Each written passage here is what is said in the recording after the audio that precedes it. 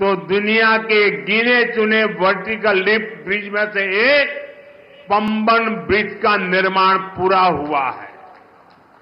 இன்று தேசத்தின் மிக விரைவாக மெகா திட்டங்கள் தொடர்பான பணிகள் நடைபெற்று வருகின்றன. வடக்கிலே நீங்கள் பார்த்தீர்களானால் ஜம்மு காஷ்மீரத்திலே உலகின் மிக உயரமான ரயில் பாலங்களில் ஒன்றான சினாப் பாலம் அமைக்கப்பட்டிருக்கின்றது. மேற்கிலே பார்த்தீர்கள் என்றால் மும்பையிலே தேசத்தின் மிக நீளமான கடல் பாலமான அடல் பாலம் அமைக்கப்பட்டிருக்கின்றது. கிழக்கிலே கவனித்தோம் என்றால் அசாமின் போகிபீல் பாலத்தை நீங்கள் பார்க்கலாம். மேலும் தெற்கு நோக்கி பயணித்தால் உலகின் வெகு குறைவான செங்குத்து உயர்த்தல் கொண்ட பாலங்களில் ஒன்றான பாம்பன் பாலத்தின் நிர்மாணம் நிறைவடைந்திருக்கின்றது. इसी तरह ईस्टर्न और western freight corridor, dedicated freight corridor भी तैयार हो रहे हैं. देश की पहली बुलेट ट्रेन पर तेजी से काम चल रहा है. वंदे भारत, अमृत भारत और नमो भारत जैसी आधुनिक ट्रेनें रेल नेटवर्क को और आधुनिक बना रही है. இதைப் போலவே கிழக்கு மற்றும் மேற்கு பிரத்யேகமான சரக்கு போக்குவரத்து இடைவெளியும் கூட அமைக்கப்பட்டு வருகின்றது. தேசத்தின் முதல் புல்லட் ரயில் தொடர்பான பணிகளும் விரைவாக நடந்தேறி வருகின்றன. வந்தே பாரத், அம்ருத் பாரத் மற்றும் நமோ பாரத் போன்ற நவீன ரயில்களும் ரயில் வலைப்பின்னலை மேலும் நவீனப்படுத்தி வருகின்றன.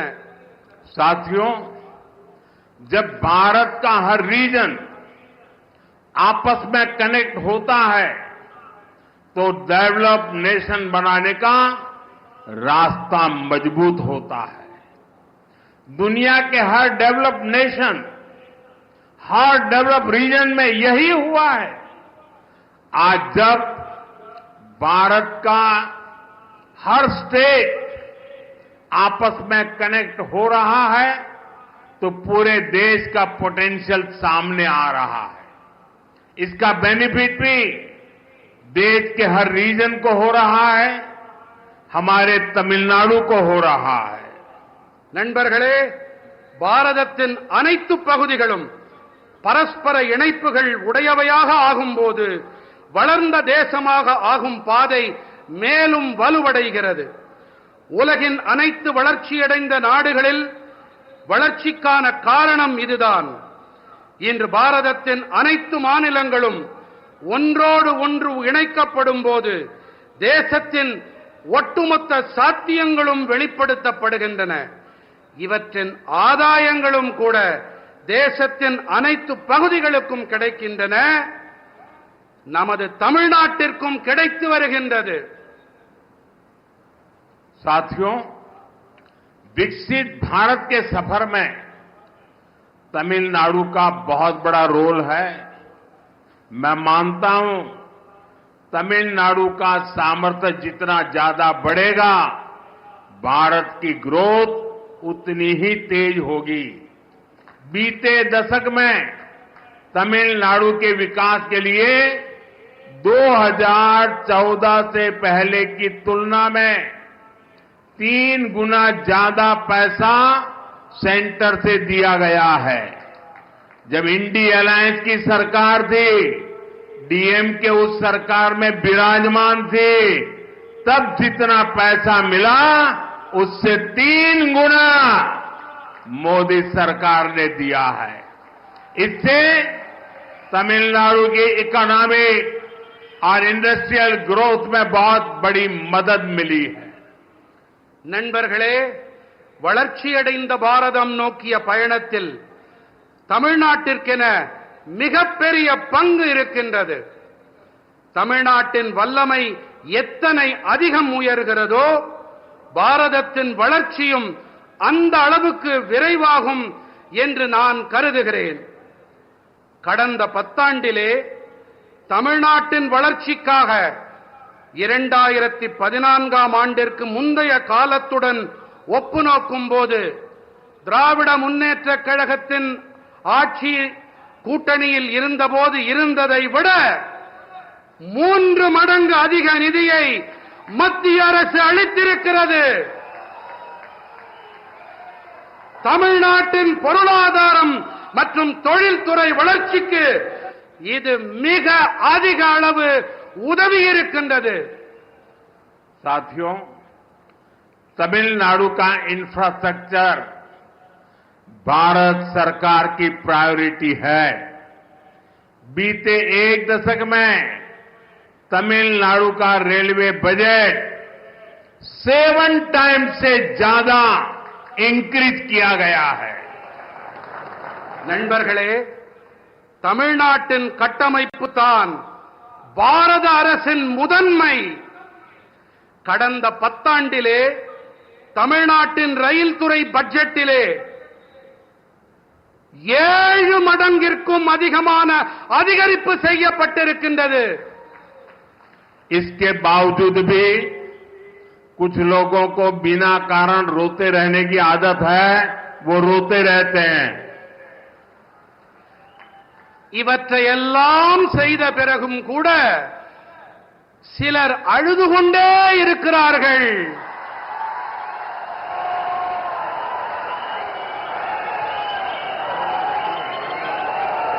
அவர்களால் அழ மட்டுமே முடியும். அவர்கள் அழுதுவிட்டு போகட்டும். 2014 से पहले रेल प्रोजेक्ट के लिए हर साल सिर्फ ओनली 900 करोड़ रुपीस ही मिलते थे. और आपको पता है उस समय इंडियन आइस के मुख्य कर्ता धर्ता कौन थे, ये आपको पता है. इस वर्ष तमिलनाडु का रेल बजट 6,000 करोड़ रुपए से ज्यादा है. भारत सरकार यहां के 77 रेलवे स्टेशन को मॉडर्न भी बना रही है. इसमें रामेश्वरम का स्टेशन भी शामिल है. 2014ஆம் ஆண்டிற்கு முன்பு வரை ரயில் துறை திட்டங்களுக்காக ஒவ்வொரு ஆண்டும் வெறும் 900 கோடி ரூபாய் மட்டுமே கிடைத்து வந்தது. அப்போதெல்லாம் கூட்டணியிலே யார் ஆட்சியில் அமர்ந்திருந்தார்கள் என்பதை நான் கூற தேவையே இல்லை. இந்த ஆண்டு தமிழ்நாட்டின் ரயில் பட்ஜெட் 6000 கோடி ரூபாய்க்கும் அதிகம். பாரத அரசு தமிழ்நாட்டில் இருக்கும் 77 ரயில் நிலையங்களையும் நவீனப்படுத்தும் பணிகளில் ஈடுபட்டு வருகின்றது. இதிலே ராமேஸ்வரம் ரயில் நிலையமும் இடம் பெற்றிருக்கின்றது. साथियों, लास्ट 10 इयर्स में प्रधानमंत्री ग्राम सड़क योजना के तहत गांवों के रोड और हाईवे के क्षेत्र में भी बहुत सारा काम हुआ है. 2014 के बाद तमिलनाडु में केंद्र सरकार की मदद से 4,000 किलोमीटर रोड्स बनी है. चेन्नई पोर्ट को कनेक्ट करने वाला एलिवेटेड कॉरिडोर शानदार इंफ्रास्ट्रक्चर का एक बेहतरीन उदाहरण बनेगा. நண்பர்களே, கடந்த 10 ஆண்டுகளிலே கிராமப்புற சாலைகள் மற்றும் நெடுஞ்சாலைகள் துறையிலே கூட ஏராளமான பணிகள் மேற்கொள்ளப்பட்டிருக்கின்றன. 2014ஆம் ஆண்டிற்கு பிறகு தமிழ்நாட்டிலே மத்திய அரசின் உதவியோடு 4000 கிலோமீட்டர் அளவுக்கு சாலைகள் போடப்பட்டிருக்கின்றன. சென்னை துறைமுகத்தை இணைக்கவல்ல உயர்த்தப்பட்ட இடைவழி அருமையான கட்டமைப்பிற்கான மேலும் ஒரு எடுத்துக்காட்டு. आज भी करीब 1000 करोड़ रुपीस के रोड प्रोजेक्ट का शिलान्यास और लोकार्पण हुआ है.